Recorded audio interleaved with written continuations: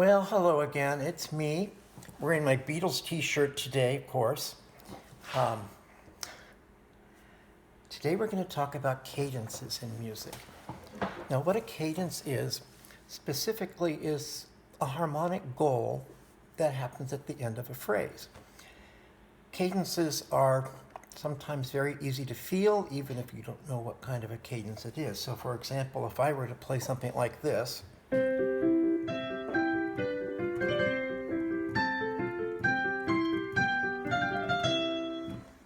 you can feel this is a stopping point, a resting point. It's also a particular type of cadence. In that instance, an authentic cadence. We would call it an imperfect authentic cadence. Talk about that more in just a minute. So anyway, the thing about cadences is there are several types that are used very frequently. None of them are very hard to understand. So let me go through these with you for a moment.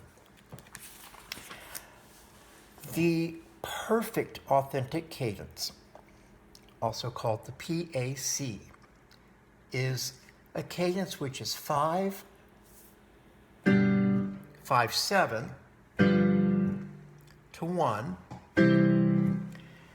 in which the 5 or 5/7 is in root position. So let's say we're in C, so G's in the bass. And the 1 chord is in root position, so C's in the bass. And the C, the tonic note, is doubled in the highest voice, the soprano voice. So here we have 5/7, root position to 1, root position with that C in the soprano. Perfect authentic cadence. Let's see here. Here's an example of a cadence by Bach. It's really not chordal, but we can still feel what's happening. We're in E minor, and here is our progression to 5.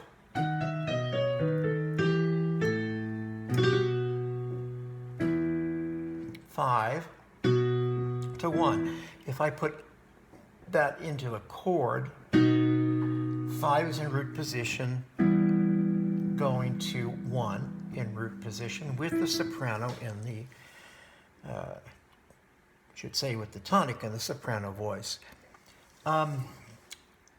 Which reminds me to say, these cadences, except for one which I'll talk about in a minute, all occur in major or minor. So this would be a perfect authentic cadence in major. Here's one in minor. They're perfect authentic cadences either way. Or we can have inauthentic cadences. I should call that an imperfect authentic cadence. Every once in a while, my own college terminology pops into my head, and I say something that I learned, maybe 40 years ago. Sorry about that. So, an imperfect authentic cadence, abbreviated as an IAC, words to the wise. An imperfect authentic cadence is usually simply defined as an authentic cadence that's not perfect. Well, how about that? Basically, what would happen would be the 5 to the 1. The 5 may or may not be in root position. The 1 may or may not be in root position. The 1 probably doesn't have the tonic in the soprano voice. So this would be an example here, again by Bach. This is in the key of F minor moving to A flat.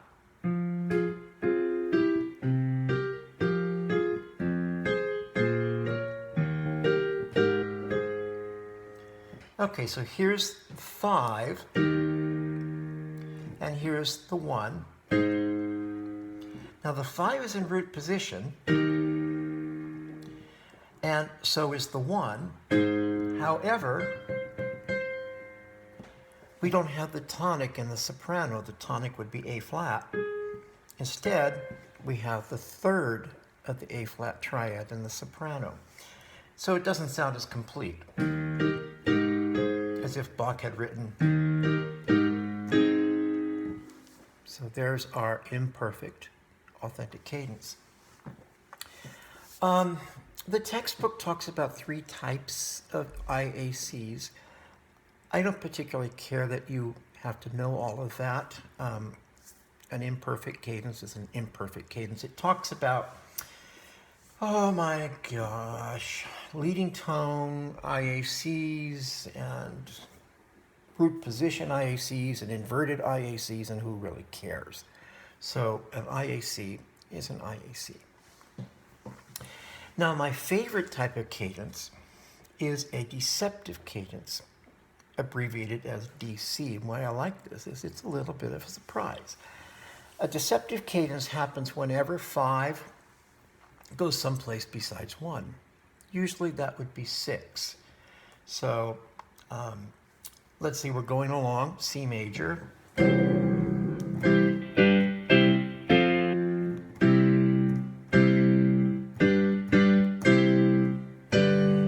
we're expecting 1, but we go.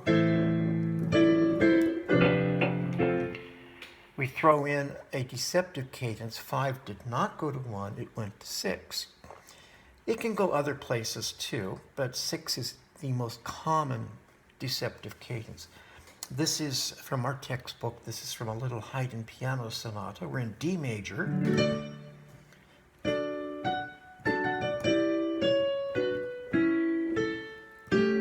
Now here is 5-7. It's A, C sharp, G. We're expecting 1, but he gives us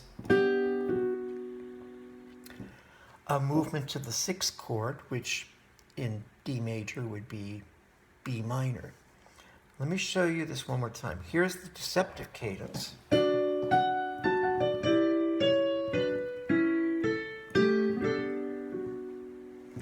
Now, here's what it would sound like if he had used an authentic cadence.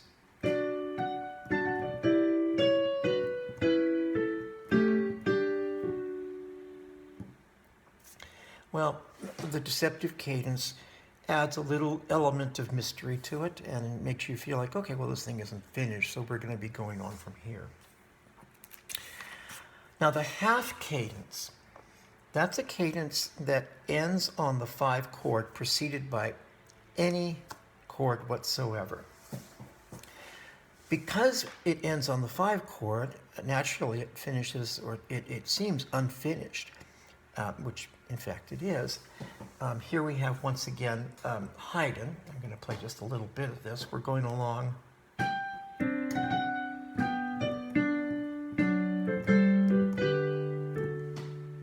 So there's the cadence, the stopping point, but it's not on 1, it's on 5. It's preceded by 1, but it ends on 5. Half cadences, of course, are very, very common. They happen all the time, usually at the end of a 2-bar phrase or maybe a 4-bar phrase, and then the next 2 bars or 4-bar phrases will resolve that. So if we have something like this,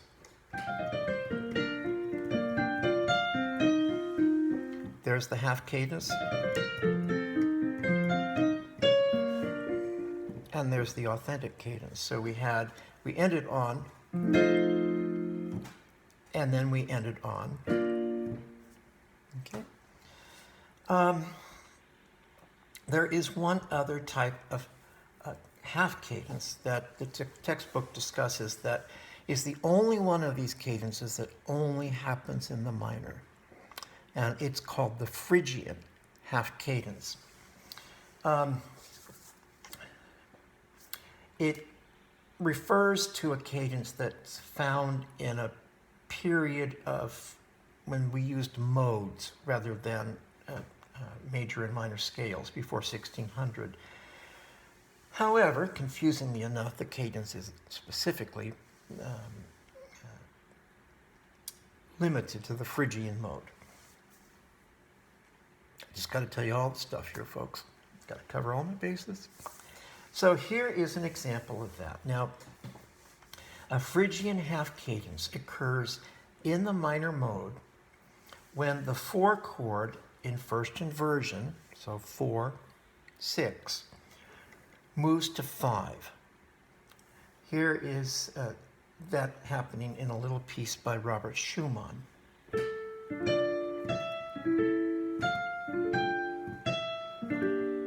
Oops.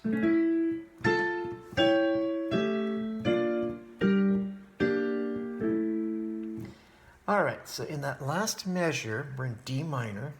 We have a 4 chord in root position, followed by the 4 chord in first inversion, followed by the 5 chord.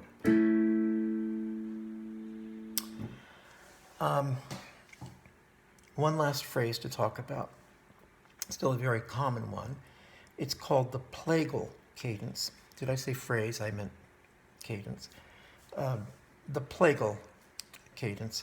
This is when we have the subdominant, which is the 4 chord, resolved to the tonic, the 1 chord.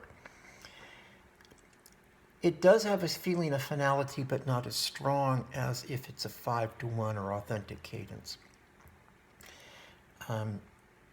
Chopin, for example, used plagal cadences frequently in his compositions, especially in places where he did not want to make the ending sound as powerful as authentic cadence would be.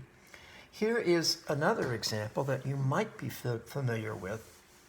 It used to be that church hymns ended with everybody singing Amen, which is a word that means so be it. Okay, so here is a hymn called Holy, Holy, Holy, and it ends with an Amen.